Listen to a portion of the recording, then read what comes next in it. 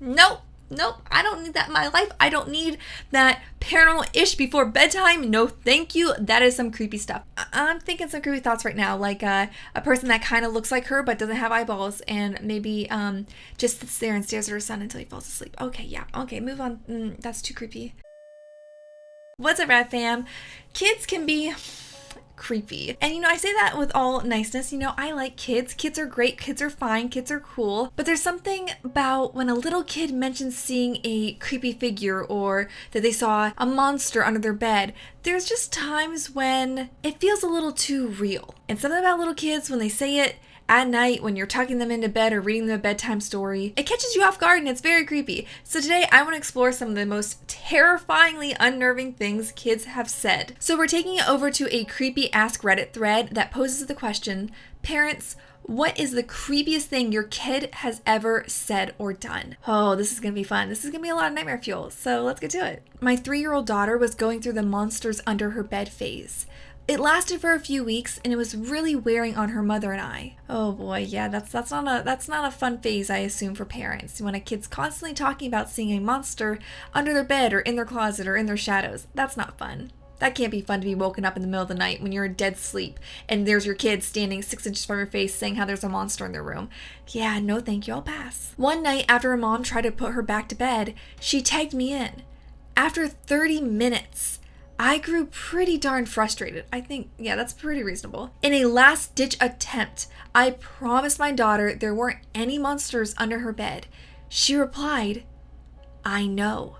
Now they're behind you. After that, I let her sleep with us for about a week. Parents of this community, what the heck would you do in this circumstance? That would freak me out too much. At what point are parents just throwing in the towel and be like, yep, nope, I can't deal with this. This is too freaky. It is 3 a.m. I want to sleep. And now I'm thinking of a ghost that has sharp teeth with blood dripping off of them, outreaching a hand from the shadows, wanting to call their child into the closet. That was really descriptive. I am sorry for that. That was the first thing that popped in my mind. Maybe that is a buried in my subconscious dream that I had as a child. I need to thank my mom for all the times I had put her through this. My 12-year-old daughter comes to me visibly shaken and said that she thinks she saw someone in our bathroom. I asked her to clarify and she said when she walked past, it looked like someone had ducked into the shower. Oh my gosh, that literally sends a shiver down my spine just thinking about that. Mind you, it was just her and I at home at that time since my husband was at work. So there should be no one in the shower. So we have a Doberman named Rango and I had him follow me to the hallway where the bathroom is. My adrenaline is pumping hard at this point, and as I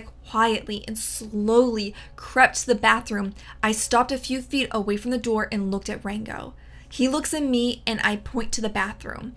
I kid you not, he understood loud and clear what I wanted, and he looks at the bathroom and slowly and carefully walks towards the bathroom with his fur on his back raised on end. Okay, that would freak me out. I'd be fully convinced someone is in my bathroom at that point. When I saw him react like this, I was convinced someone was in there and my heart started racing. I would be out there, I don't want to confront someone in my house. I want to get out of my house and then call the cops. Just to be safe, Once he made it over the bathroom threshold, he paused and leaned his body in as he sniffed the air, and one step at a time, he slowly crept in, leaning and sniffing.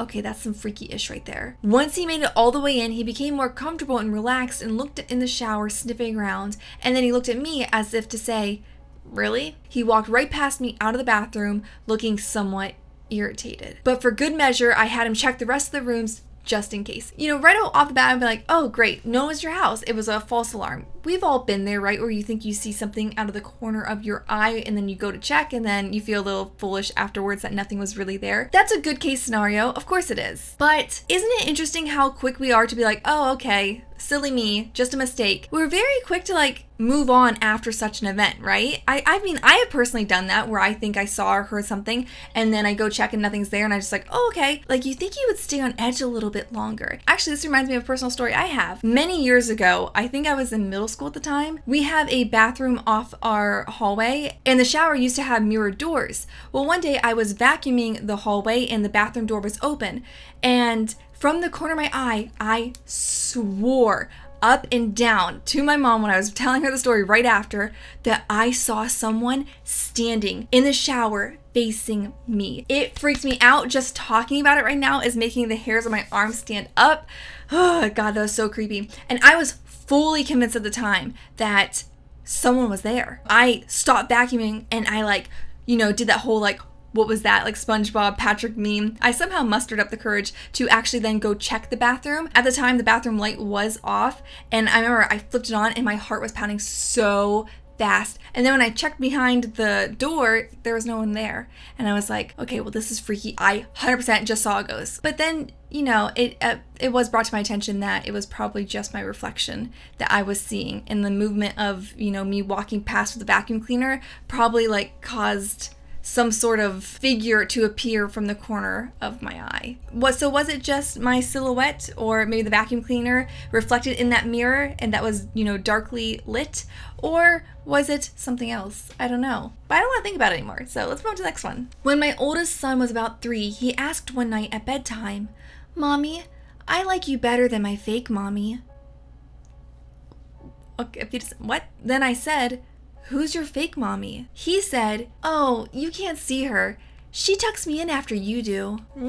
Nope, I don't need that in my life. I don't need that paranormal ish before bedtime. No, thank you. That is some creepy stuff. Because at first, you might be like, oh, maybe they're talking about their babysitter or their teacher or, a neighbor, a relative, somebody that they see a lot of. And maybe they don't understand family titles yet, right? Oh no, then they had to pull out that tucks me in after you do. The fact that they said they like them more than the fake mommy makes me think, oh, why don't they like the fake mommy? I'm thinking some creepy thoughts right now, a person that kind of looks like her but doesn't have eyeballs, and maybe just sits there and stares at her son until he falls asleep. Okay, yeah, okay, move on. That's too creepy. I would nope right out of there. I wouldn't let my kids sleep in that room, nor would I ever want to be in that room ever again, with the lights off especially. But on the real, would you set up a security camera or a baby monitor to see if there's any things happening in that room once you leave? Oh, I'd be too unnerved. Oh, that's creepy. My niece was about 4 when I heard her laughing in her room. Oh, kid laughter. It's cute, but it's also creepy. I walked in and I asked her what she was doing, and she said, "Chucky says if you stick your fingers in your eyes, they come out your mouth." Oh my gosh, that is the creepiest sentence I've ever said. Then she told me Chucky lived underground. It still gives me chills. Yeah, it's giving me chills too, bud. Thanks for sharing that. I have such a disturbing mental image of a little kid ghost with no eyes sticking his fingers in and then coming out his mouth. Kind of like Beetlejuice. I do like the reply on this though. And they say, first of all, Chucky, that's not how any of this works. I wouldn't want to be the one to say that in front of her in case Chucky's hiding out in the corner somewhere, hearing what we're saying. I think I'd just be like, oh yeah, that's fun. So funny. I'm just gonna go back to doing dishes while you're in here talking to a demon. And the last one for today, I have twin daughters. One day while playing outside, one looked up at the sky and said, "The sky is cracked and on fire." It's like some Children of the Corn stuff happening. My other daughter looked up and said, "Yes, the people are screaming." Oh, wow. Okay, you got a 2 for 1 there, huh? Then they went back to playing with dolls. Fingers crossed they're not predicting the future, everybody. You could say the whole sky's cracked and on fire thing, maybe the sun's bright and the clouds are separating. Maybe they're at the age where they're really young and they just learned about the sky. I don't know. I'm stretching. It's a stretch here, okay? But when she said the people are screaming, that's where you lose me. That's where my holy crap, what the heck's happening takes over. That's creepy. Oh wow. This poor person. What could they even possibly have been envisioning besides the end of the world?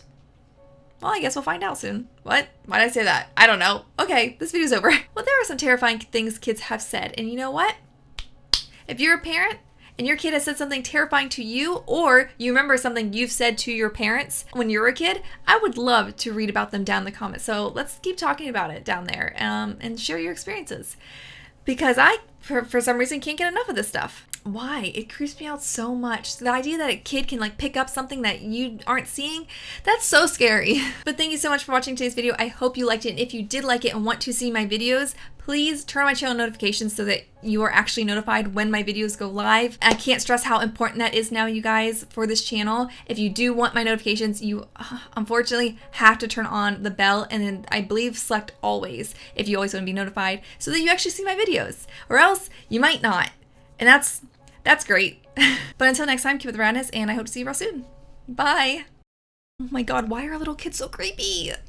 They're like in every horror movie because of this.